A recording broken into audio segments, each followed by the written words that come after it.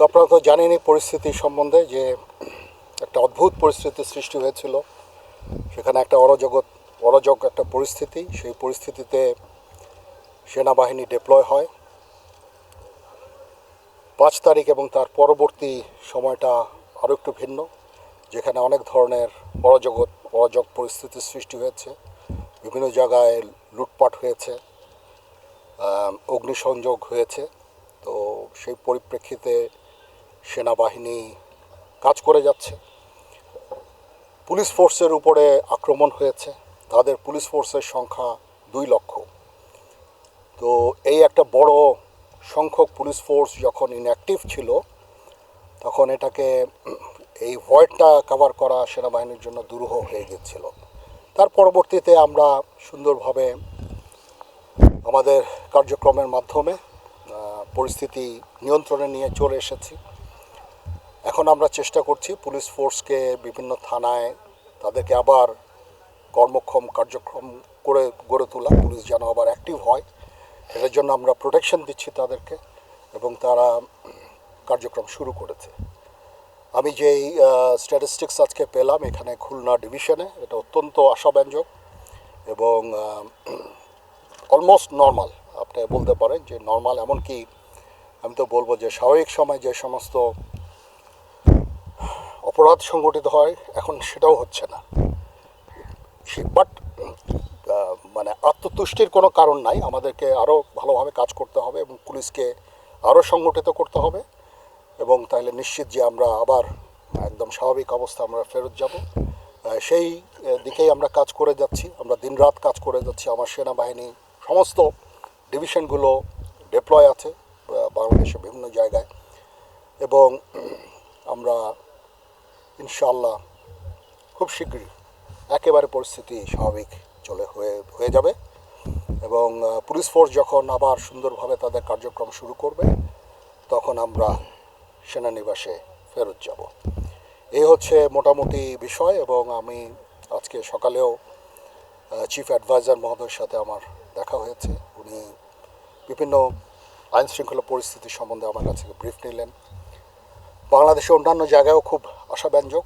আমি দেখলাম যে লাস্ট রিপোর্ট পাওয়া পর্যন্ত 90%-এর উপরে সমস্ত থানাগুলো কার্যকলাপ শুরু করেছে, আর ঢাকায় অ্যাবাউট 85% সমস্ত থানাগুলো তাদের কার্যক্রম শুরু করেছে। তো এই পরিস্থিতি আরও উন্নতি হবে। এবং মাইনরিটি একটা ইস্যু ছিল মাইনরিটির ব্যাপারে, তো আমার কাছে সমস্ত রিপোর্ট আমি স্টাডি করে দেখলাম যে সারা বাংলাদেশে মাত্র 30টা মাইনরিটি রিলেটেড অপরাধ সংঘটিত হয়েছে 20টা জেলায়।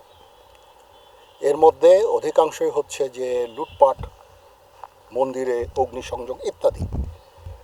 আর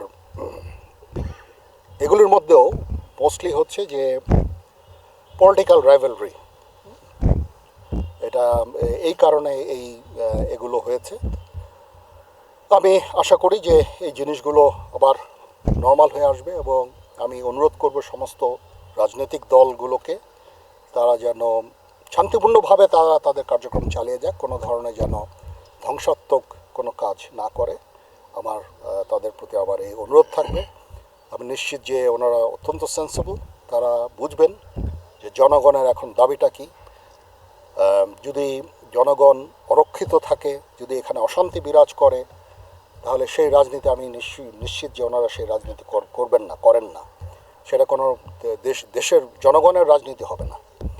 তো ওনারা এই জিনিসটা বুঝবেন, এবং আমি নিশ্চিত যে ওনারা যদি আমাদেরকে সাহায্য করেন এবং আপনারা সবাই যদি আমাদের সাহায্য করেন, অবশ্যই আমরা আইনশৃঙ্খলা পরিস্থিতি অত্যন্ত স্বাভাবিক পর্যায়ে আমরা নিয়ে আসতে সক্ষম হব।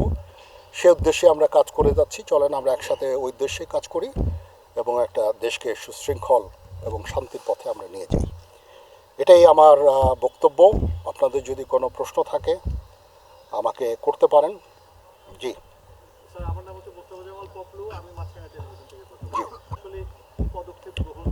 আচ্ছা, আমি ঢাকার একটা চিত্র বলি আমি আপনাকে, যে ডাকাতি হচ্ছে ইত্যাদি, এর 80% হচ্ছে প্যানিক, আর হয়তো 20% ফ্যাক্ট।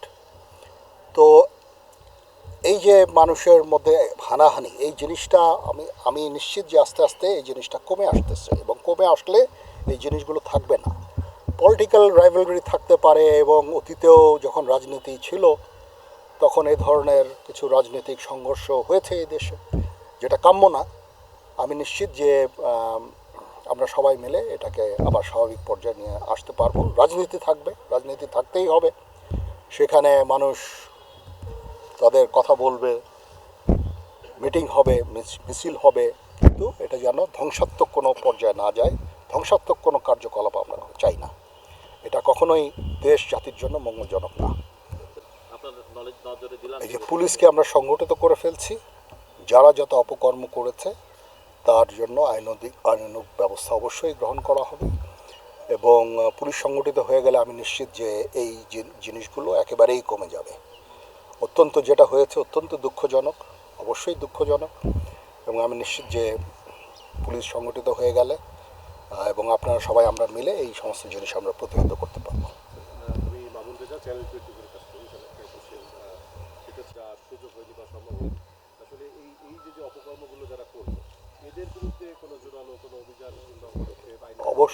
অবশ্যই এটা হবে। পুলিশ সংগঠিত হয়ে গেলেই তারা তদন্ত করবে, এবং তদন্ত সাপেক্ষে আইনানুগ ব্যবস্থা গ্রহণ করা হবে। ইনিশিয়াল ডেজগুলোতে আমাদের ফোর্সেসগুলো ছিল হচ্ছে দেশের কেপিআই, ইম্পর্টেন্ট গুরুত্বপূর্ণ স্থাপনা, এয়ারপোর্ট, ডিপ্লোম্যাটিক এরিয়া, জাজেসদের অ্যাকোমোডেশন, সেক্রেটারিজদের অ্যাকোমোডেশন, এগুলো আমরা প্রোটেক্ট করেছি। গুরুত্বপূর্ণ যে সমস্ত বিষয়গুলো, এখন যেহেতু সেই ধরনের আর হুমকি নাই, এই জন্য আমরা এখন বিভিন্ন থানা পর্যায়ে চলে গেছি। আমরা বুঝতে পেরেছি যে পুলিশকে সংগঠিত করা ছাড়া, পুলিশকে সংগঠিত করতে হবে। সংগঠিত করার জন্যই আমরা তাদেরকে প্রোটেকশন দিব বিভিন্ন থানায়, এবং তারা যখনই কনফিডেন্স ফেরত পাবে আমরা সেখান থেকে চলে আসবো ইনশাআল্লাহ।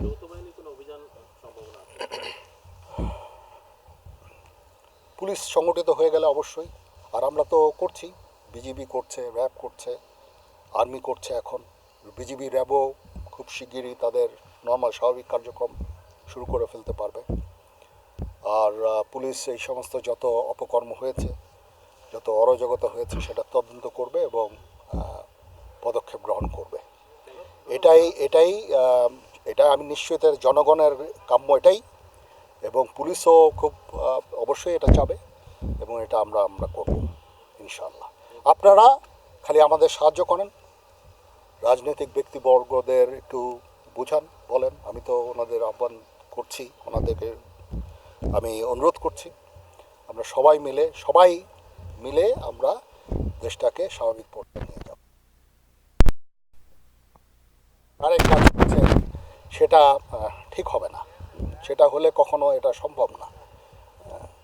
মানুষকে বুঝতে হবে যে এগুলো করে আমাদের নিজেদেরই ক্ষতি। আপনার প্রেস ক্লাব পুড়িয়ে দিল, কার ক্ষতি হলো? জনগণের ক্ষতি। এই যে আমি একটা জনগণের পয়সায় নির্মাণ কোনো কিছু আমি পুড়িয়ে দিলাম, স্থাপনা ধ্বংস করে দিলাম, এটা কার ক্ষতি? এটা আমাদের ক্ষতি।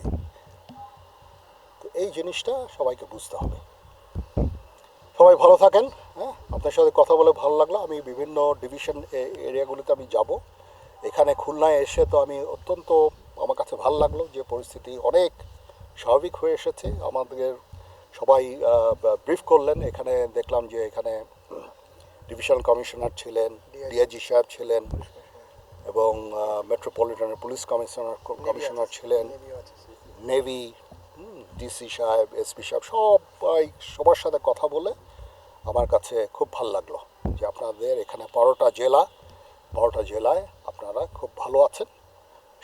পরিস্থিতি অনেকটা স্বাভাবিক, সম্পূর্ণ আমি বলতে চাচ্ছি না, কারণ এখনও এই যে লোকজন বার হচ্ছে, মিছিল করছে বা কিছু করছে, বাট ভেরি গুড সাইন, খুব ভালো একটা সাইন। সবাই ভালো থাকেন। আমরা সবাই মিলে একসাথে কাজ করলে নিশ্চয়ই আমরা একটা ভালো ফলের দিকে যেতে পারি।